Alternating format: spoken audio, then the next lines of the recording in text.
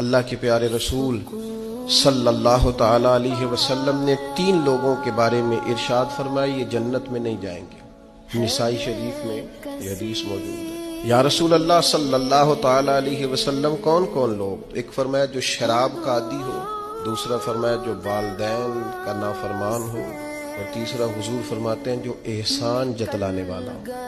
جنت میں نہیں جائیں گے۔ نیکی کی ہے اب تو بھول جا، اور نیکی کی ہے تو اسے محض اپنے رب کی رضا کے حصول کا ذریعہ سمجھ۔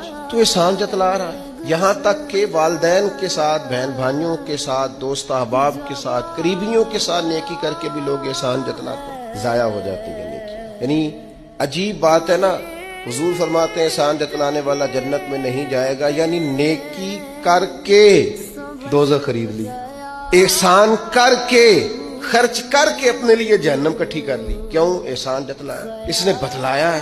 یوں تو ہر ایک کو شیطان سے ڈر لگتا ہے، اور مجھ کو اس دور کے انسان سے ڈر لگتا ہے، اور جس کی ہر بات میں پوشیدہ ہو نشتر کی چبھن۔ شاعر کا تخیل دیکھیے، نشتر کی چبھن، جس کی ہر بات میں پوشیدہ ہو نشتر کی چبھن، ایسے ہر صاحب احسان سے ڈر لگتا ہے۔